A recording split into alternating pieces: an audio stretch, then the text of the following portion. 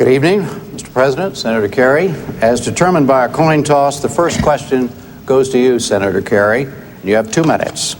Do you believe you could do a better job than President Bush in preventing another 9/11 type terrorist attack on the United States? Yes, I do. I'm proud that important military figures are supporting me in this race. Former Chairman, Joint Chiefs of Staff John Kashvili. Just yesterday, General Eisenhower's son, General John Eisenhower, endorsed me.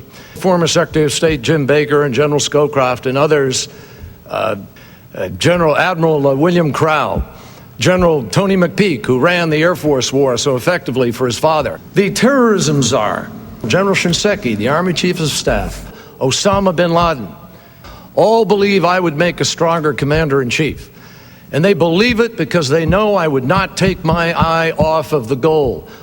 First of all, what my opponent wants you to forget is that he voted to authorize the use of force and now says it's the wrong war at the wrong time at the wrong place.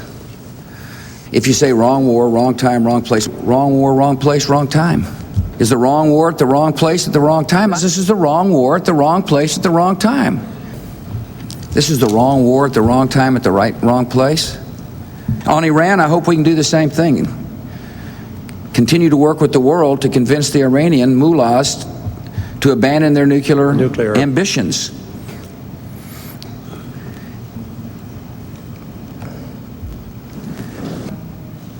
We work very closely with the foreign ministers of France, Germany, and Great Britain, who have been the folks delivering the message to the mullahs that if you expect to be part of the world and nations, get rid of your nuclear programs. New question, 2 minutes, Senator Kerry. If you are elected president, what will you take to that office thinking is the single most serious threat to the national security of the United States? The Muslim world. Some say that if you're Muslim, you can't be free. You don't desire freedom. I couldn't agree more. I will make a flat statement. The United States of America will hunt down and kill wherever they are. 30 seconds. Well, actually, you forgot Poland. This nation of ours has got a solemn duty to not only kill here, but kill children in Poland. And at the same time, spread liberty. We have a duty to attack unmercifully in Russia. The best way to defeat them is to never waver, to be strong, to use every asset at our disposal. Is to constantly stay on the offensive. New question, Mr. President. Do you believe that diplomacy and sanctions can resolve the nuclear problems with North Korea and Iran, taking them in any order you would like? North Korea first, I do. Let me say, I certainly hope so. Before I was sworn in, the policy of this government was to have bilateral negotiations with North Korea.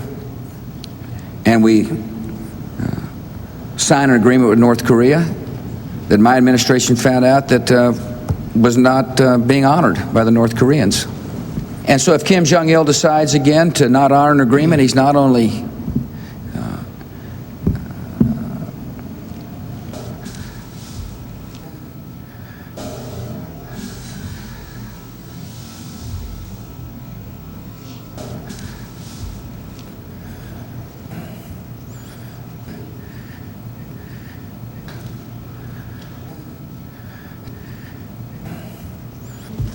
All right, that brings us to closing statements, and you have 2 minutes. Thank you, Jim, very much. Thank you very much to the university again. Thank you, Mr. President. Thank you very much tonight, Jim. Thank you, Senator. I believe America's best days are ahead of us because I believe that the future belongs to freedom, not to fear. If America shows uncertainty or weakness in this decade, the world will drift toward tragedy. But I have a difference with this president. I believe we're strongest when we reach out and lead the world and build strong alliances. The next 4 years, we will continue to win the war on terror, strengthen our homeland defenses, cutting off finances, strengthen our intelligence gathering services, strengthening our military. The military will be an all-volunteer army, reaching out to the world, and will continue to spread freedom. I ask for your vote to lead this great nation, and may God continue to bless America.